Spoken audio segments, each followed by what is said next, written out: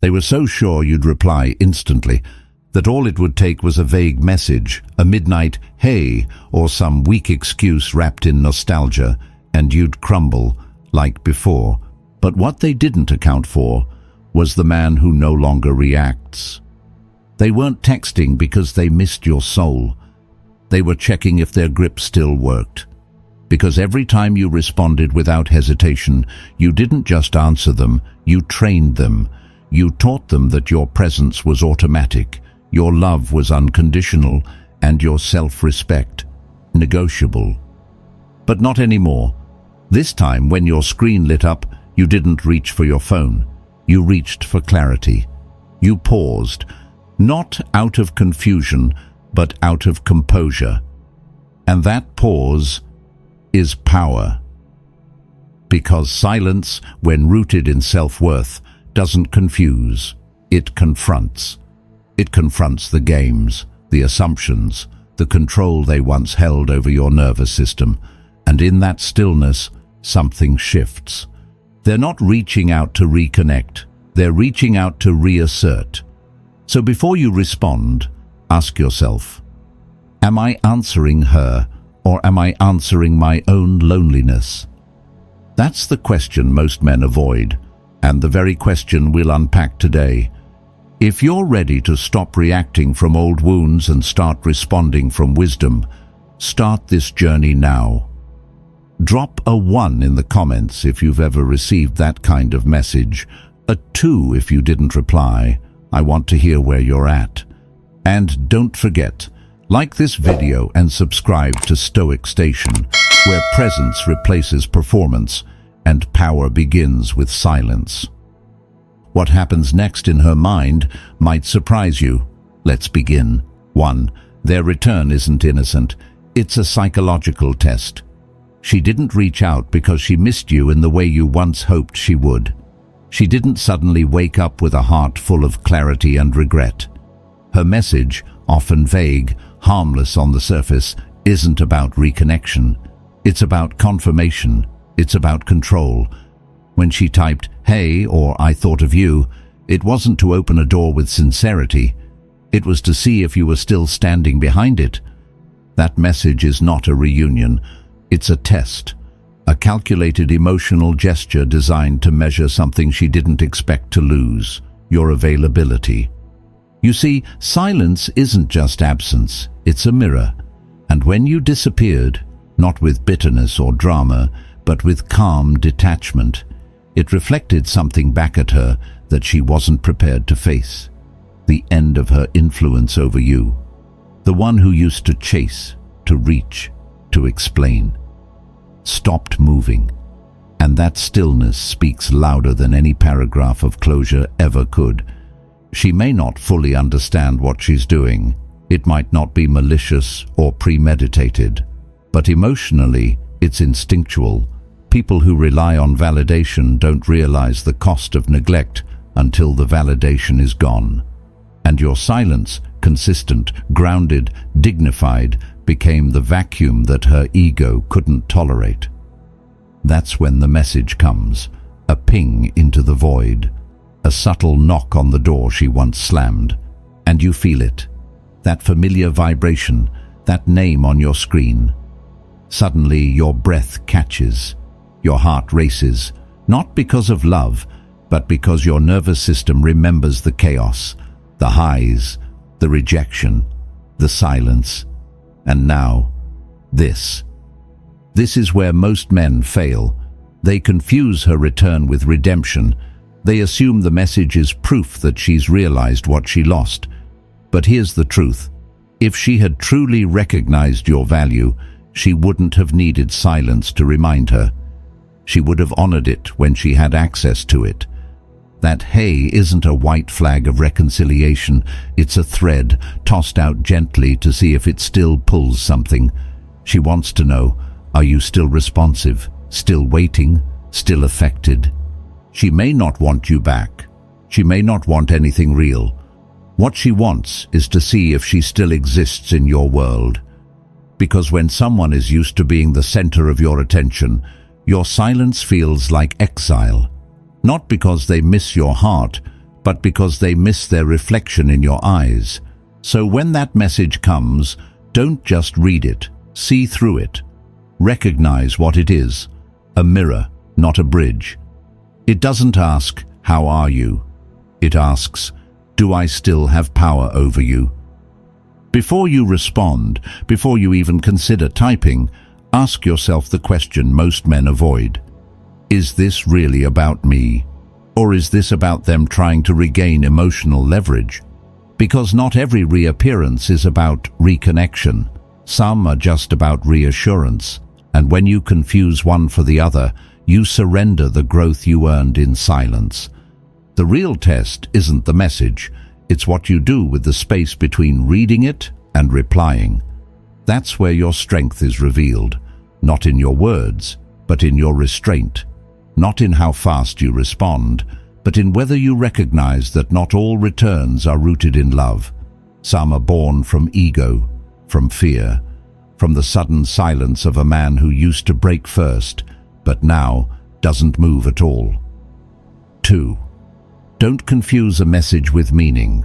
There's a dangerous moment that happens in the quiet, when your phone lights up with her name, and all the space you've worked so hard to build suddenly collapses into a single notification. One word, one phrase. Maybe it's, "Hey," maybe it's, "I thought of you." Software, harmless, almost kind. But that softness is deceptive, because just like a spark, it flares up quickly, but rarely turns into anything real. Don't mistake a message for meaning. A message is not a memory. It's not commitment. It's not change. It's a reflex, an emotional echo sent out not to connect, but to test. The words may sound familiar, even tender, but their weight isn't measured by how they sound. It's measured by when they arrive and what they ignore. "I thought of you" might tug at your heart. But more often than not, that tug is the echo of an old pattern, not a sign of new intention. You start to wonder, could this be real? Has something shifted? But that wonder can be a trap. Because the message isn't the full story, it's just a fragment. And when you start building meaning out of fragments, you risk reconstructing the same house that once collapsed on you. Here's what most men forget in that moment. Boredom also texts. So does loneliness. So does a bruised ego. And those things can wear the mask of affection. It's easy to send a vague message when you have nothing real to say, but still want to feel seen. That's what many of these messages are, an attempt to be seen without the courage to actually show up. That's why your job is not to decode the message, it's to evaluate the intent. And intent is not found in the words, it's found in the pattern. Ask yourself, where were they when you needed them most? What did they offer when you were still showing up with your whole heart? Because if their presence is sudden and unexplained, but their past behavior was distant and dismissive, then this isn't love returning. This is manipulation testing the waters. You don't owe a response to curiosity. You don't owe comfort to the person who vanished when you were breaking. Your peace doesn't have to be interrupted just because someone remembered your number in a moment of silence. So the next time her name appears, don't just feel, pause, don't just react, breathe, let the moment expand before you shrink to meet it. And ask yourself the one question that has saved countless men from slipping back into what almost destroyed them. Is this clarity, or is it emotional manipulation in disguise? If the message comes with no effort, no context, no real attempt to make things right, then it's not a door opening, it's a window into their uncertainty.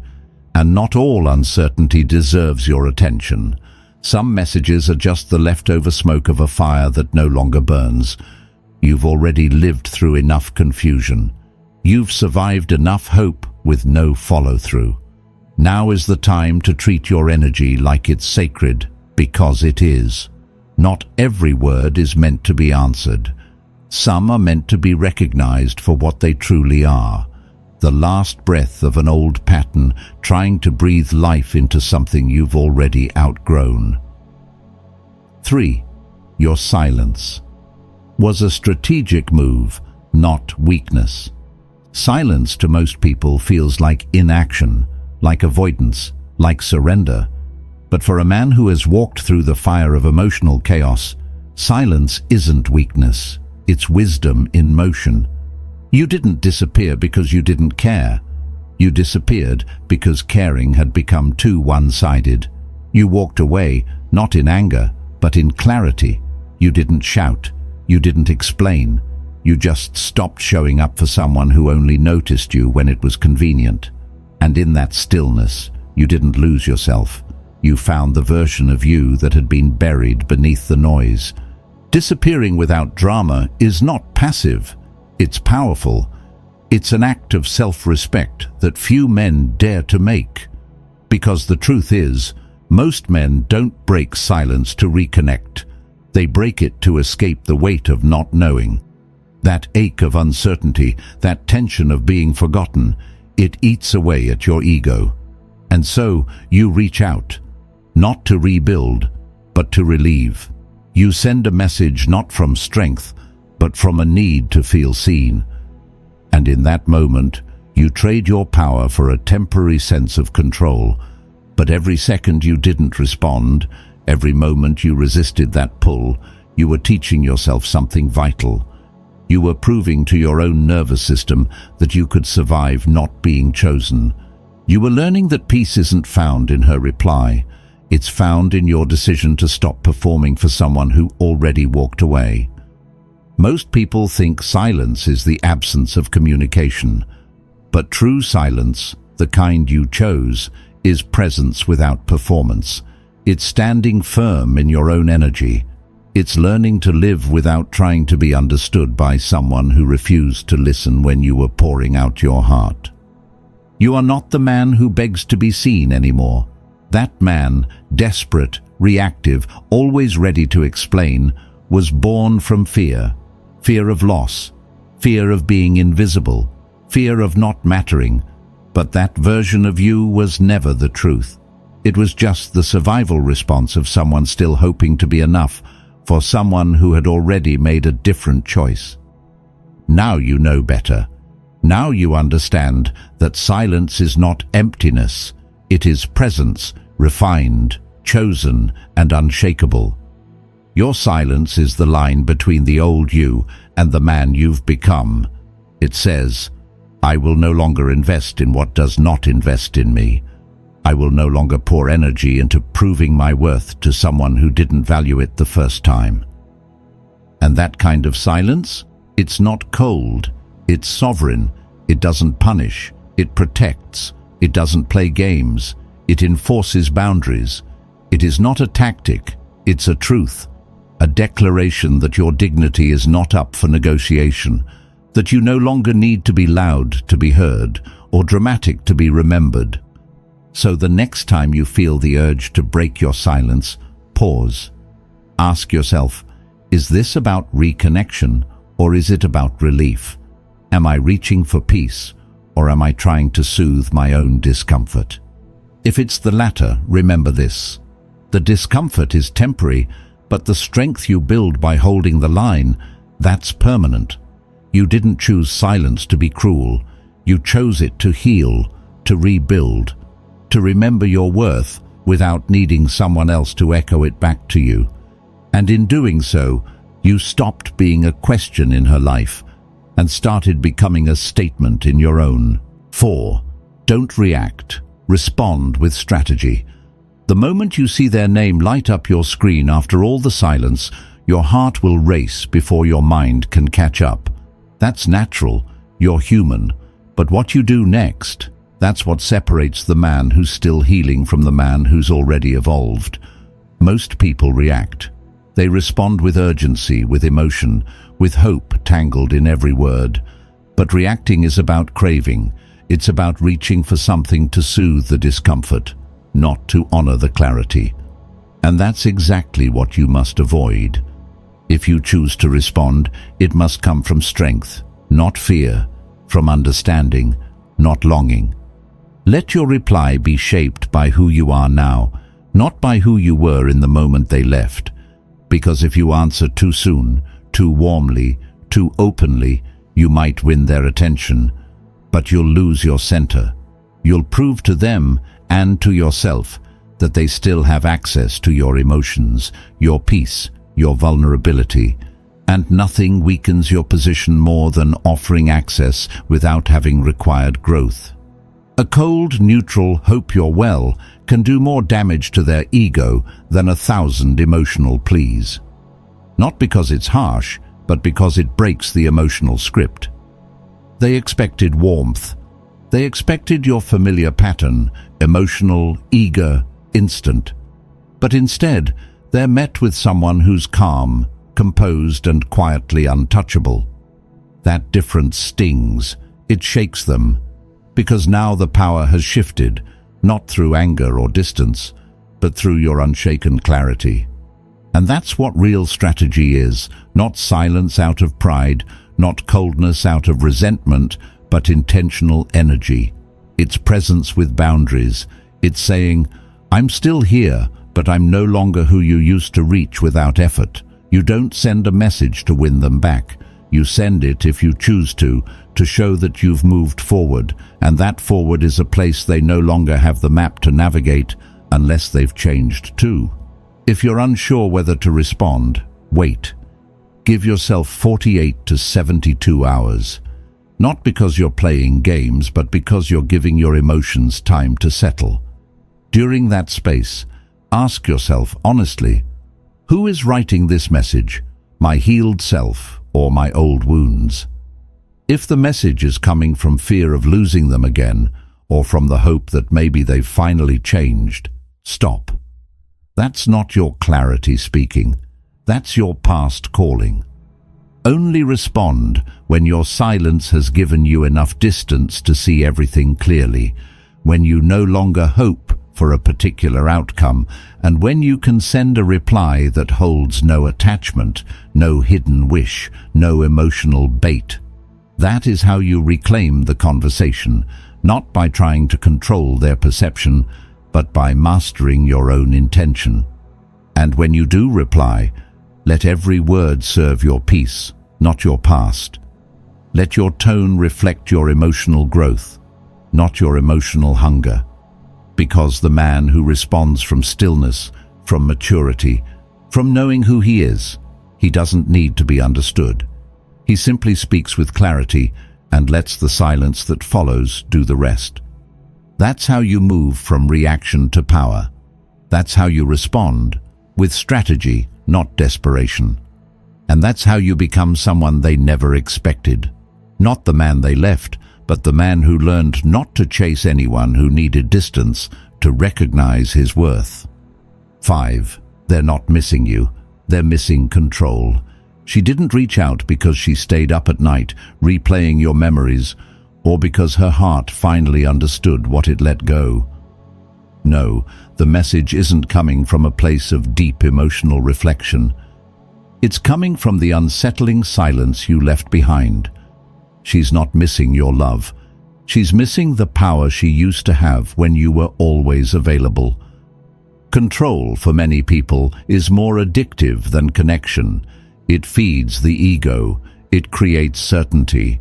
And when you were always there, ready to respond, to comfort, to forgive, she felt that control like oxygen. But when you removed yourself, not in rage, but in peace, you took that oxygen away. And that, more than your absence, is what triggers the panic.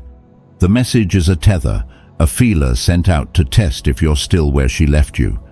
If you respond quickly with warmth and eagerness, it tells her exactly what she needs to know, that her emotional grip still works, that your silence wasn't strength, but a temporary pause, that she can return, even without apology, and still be met with open arms. And the moment you confirm that, the cycle starts again, her pull, your chase, and your peace slipping quietly out the back door. But when you withhold a reply, not from spite, but from clarity, something inside her shifts. The script breaks. The emotional security she once relied on is gone. She begins to feel what you felt. The unease of uncertainty, the weight of being ignored, the discomfort of not knowing where she stands. And no, this isn't about playing games. This isn't about being cold or vindictive. Withholding a reply is not revenge, it's reality. It's the natural consequence of her actions. It's what happens when someone treats emotional access like a guarantee and then wakes up to find that door no longer open. You gave her emotional safety without conditions. You offered presence, consistency, attention, things that for a time were taken for granted. But now, by choosing not to respond impulsively, you're setting a boundary that says, my attention is no longer free, my energy is no longer unconditional. You don't get to come and go as you please and still expect the same access to my heart. That's not cruelty. That's self-respect. Let her feel for the first time what it's like to lose the emotional certainty she once counted on. Let her sit in the silence she once handed to you without hesitation. Not because you want her to suffer, but because it's the only way she'll ever understand the value of what she lost. This is the part of the story where you stop offering explanations and start offering consequences. Because when you choose to be silent, not from bitterness, but from alignment, you shift the entire dynamic. You no longer exist to soothe her ego. You no longer respond to the bait of vague messages. You no longer serve as her emotional fallback when the world gets quiet. And when she realizes that, truly realizes it, she'll know this time is different. She'll know you didn't just go quiet. You reclaimed yourself. That's the moment control slips from her hands and lands in yours. Not because you took it, but because you finally stopped giving it away. 6. Protect what you rebuilt in silence. You didn't survive the storm just to fling the door open at the first soft knock. You didn't endure the loneliness, the aching nights, the temptation to reach out, just to let it all unravel at the sound of one casual message. That silence you held wasn't empty. It was sacred. It wasn't passive. It was the foundation of everything you've rebuilt. In that silence, you found clarity. You came back home to yourself. You started breathing without waiting for her reply. You remembered what it felt like to choose peace, not because someone gave it to you, but because you gave it to yourself. So when her message lands, short, vague, emotionless, don't let it carry more weight than it deserves. A message that took her 12 seconds to write but cost her 0 effort or ownership doesn't deserve to dismantle what took you months to restore. Don't romanticize that digital breadcrumb. If that one message makes your stomach twist, if it makes you question yourself, if it shakes your balance, it's not love. It's your past testing your discipline. And here's the brutal truth most men don't want to hear. The past doesn't knock to reconnect. It knocks to see if it still has access. When that ping comes through, don't go looking for hidden meaning. Go looking for your own memory. Reread your journal. Revisit the exact moments that made you walk away. Remind yourself of the confusion you lived in, the explanations you begged for, the parts of yourself you gave while getting so little in return. Then ask yourself, without excuses or emotion, what has she done to earn the second version of you? The healed one, the grounded one, the man who now knows his worth doesn't depend on being seen. And if the answer is vague, unclear, or buried beneath a long list of maybes, then you already know. Don't reply. Because sometimes the most dignified response is no response at all. Not because you're trying to hurt her, not because you want to look powerful, but because your silence is the only thing that accurately reflects the depth of what you've been through. It's not about proving a point. It's about honoring your progress. You gave your best when she didn't notice. You stayed present when she drifted. You offered truth when she answered with mixed signals. Now, you owe yourself something different. You owe yourself boundaries. You owe yourself the right to not be disturbed by messages that come without meaning, accountability, or consistency. You owe yourself the discipline to protect the peace you bled for. Because this isn't just about a reply. It's about what it costs you emotionally to engage. It's about how easily one weak message can reopen wounds that were finally starting to close. And every time you give your energy to someone who hasn't earned their way back in, you steal it from the man you're still becoming. So protect that man, the one who held the silence when it was the hardest, the one who didn't fold when the loneliness hit, the one who became whole without needing closure. You don't owe anyone a doorway back into your life just because they remembered where it used to be. Some knocks are meant to go unanswered, not out of cruelty, but out of deep, unwavering self-respect. That is what your silence built, and that is what you must protect. 7. Your disappearance was the wake-up call. Your silence didn't go unnoticed. It went unanswered. It became the one thing she wasn't prepared for, a presence that said everything without saying a word. While she might have expected anger, explanations, or a desperate attempt to win her back, what she got instead was your disappearance, and not the kind that seeks attention, the kind that speaks of a man who's done waiting to be seen. The longer your silence lasted, the more powerful it became. It started as a void. Then it became a question. Then a disturbance. Because silence has a way of making people hear their own echoes. And when someone is used to you always showing up, when they've learned to expect your energy, your consistency, your comfort, your absence becomes louder than your presence ever was. That's the shift they never expected. When you stopped chasing, it didn't just surprise them, it unsettled them. It forced them to ask questions they never had to ask before. Are you still thinking about them? Did you move on?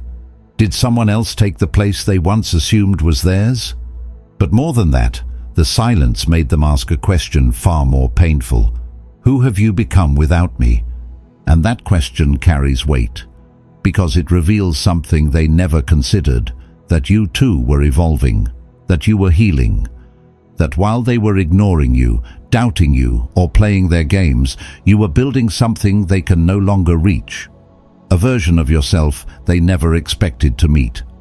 And that version no longer seeks validation. He no longer needs to be remembered to feel real.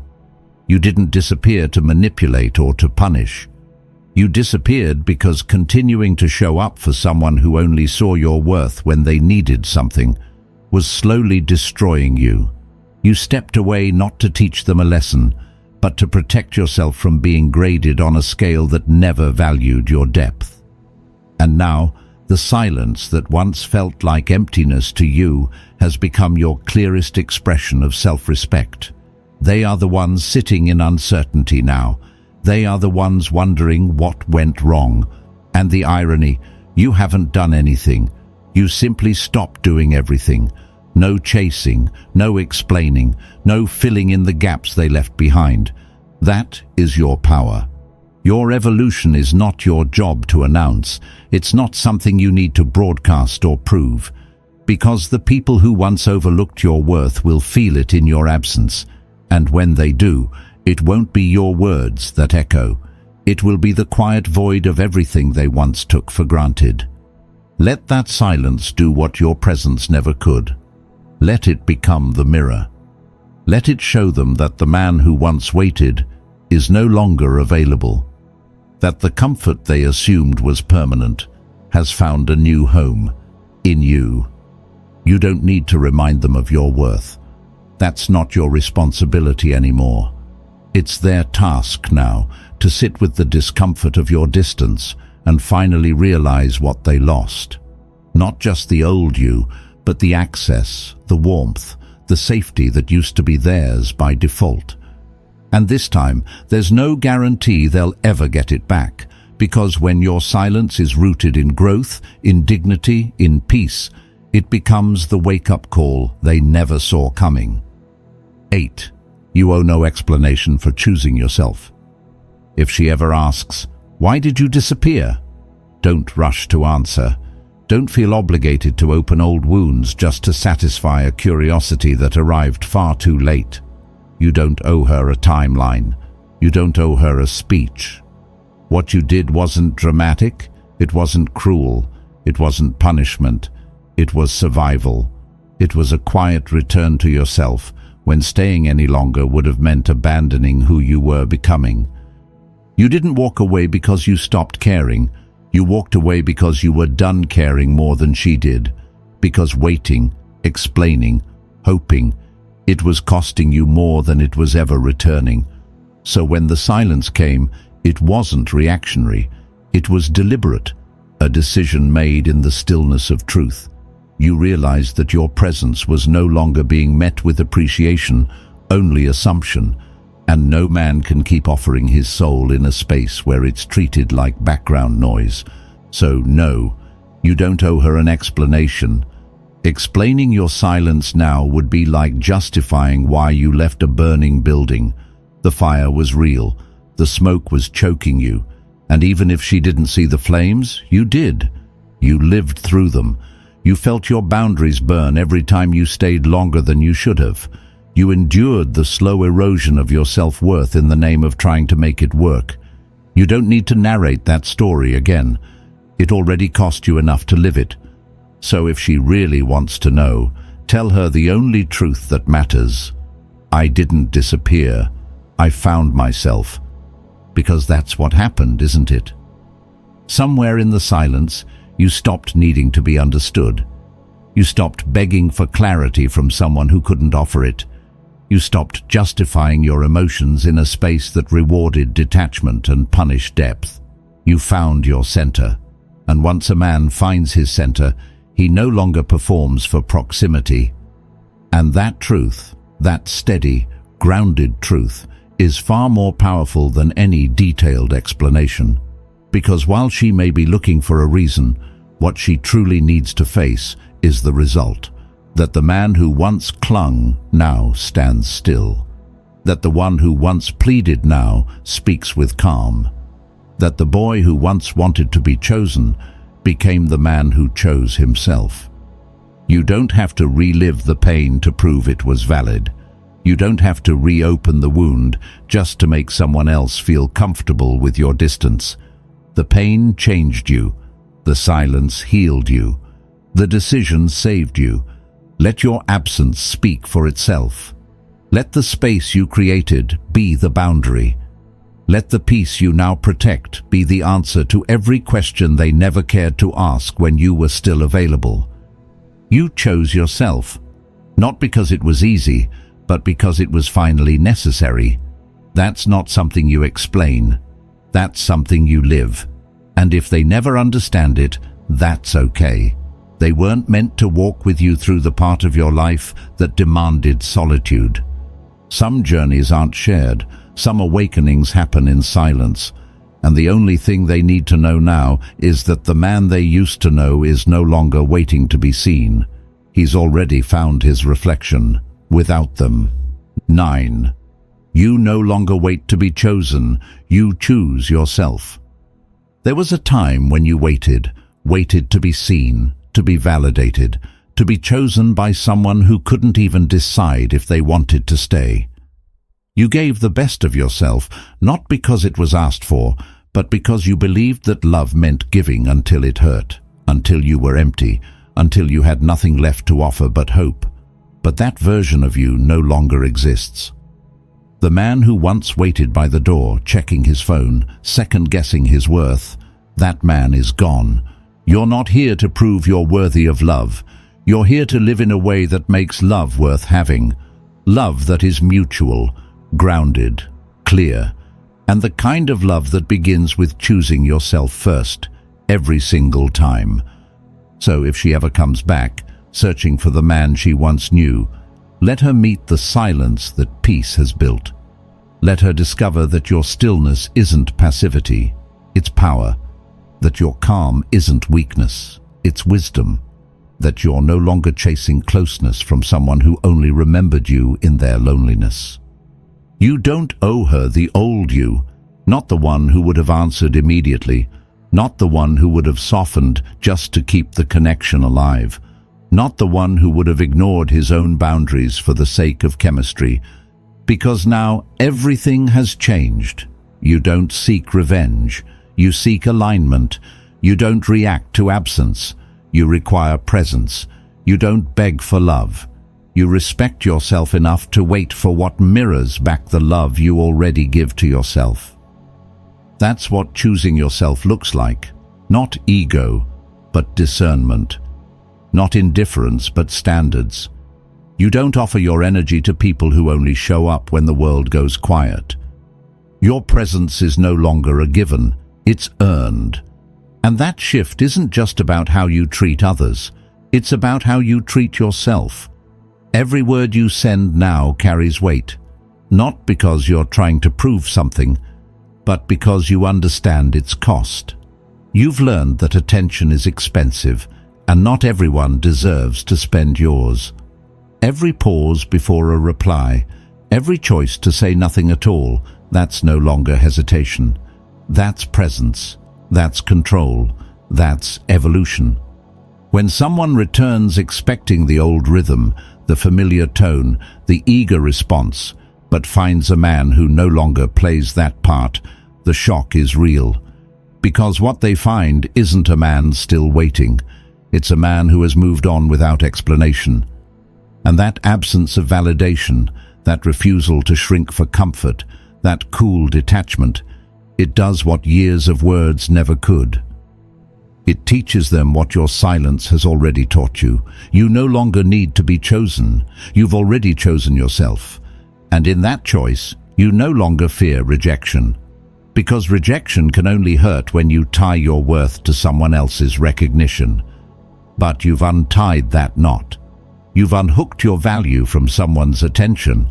And in doing so, you've become someone not everyone can reach anymore. Let them feel that distance. Not because you're punishing them, but because you're honoring everything it took to become the man you are now. The one who responds with presence, the one who knows the difference between being needed and being truly valued. You no longer wait to be chosen. You are your own choice, and that's what makes you unforgettable, not because you clung, but because you finally let go. Brother, if you've heard this far, it means you're not just surviving the silence, you're learning from it. Everything we've unpacked here points to one brutal, freeing truth. Her return is rarely about love. It's about leverage, and if you're not careful, you'll confuse a vague message for a meaningful one and undo everything your silence has built. You didn't hold the line just to fold when she knocks again. You didn't walk away from chaos just to return to confusion. And you sure as hell didn't endure all that pain just to hand your power back the moment she gets curious. Listen, her message isn't a miracle. It's a measurement. She's checking the temperature, seeing if you'll still dance when she snaps her fingers. That's not love. That's ego maintenance. And your silence. It disrupted that pattern. It forced her to wonder, and now she's poking the stillness, hoping it trembles. But you're not here to tremble anymore. You're here to stand. And standing means this: don't explain your peace. Don't justify your growth. Don't let a single hey pull you back into the emotional fog you barely escaped from. You owe her nothing, but you owe yourself everything. Your time, your clarity, your calm, your power. All of it has been hard-earned. Don't spill it out just to prove you've healed. Healing doesn't perform. It protects. It discerns. It chooses wisely. So here's the life lesson, grounded in reality. Not all returns are redemptions, and not every text deserves your attention. Some messages are just echoes from an old script, one you've already stopped rehearsing. The test isn't in what she says. It's in whether you remember who you are when she says it. And the man you are now? He doesn't chase confusion. He doesn't beg to be understood. He doesn't hand out access just because someone remembered his name. He waits, he watches, he chooses, and above all, he knows this truth. You were never lost, you were becoming. And now, you don't wait to be chosen. You choose yourself. Let that be the standard you never lower again. If this message stirred something you've been holding in silence, don't run from it. Let it anchor you. Let that silence become your strength, your boundary, your quiet revolution. If you're ready to stop waiting for permission and start standing in presence, drop a comment below. I choose presence over permission. Say it and mean it. And if this path feels familiar, if you've been walking it alone, subscribe to Stoic Station, because here strength doesn't perform, it holds. And peace, it's no longer a luxury, it's your standard. I'll see you in the next video.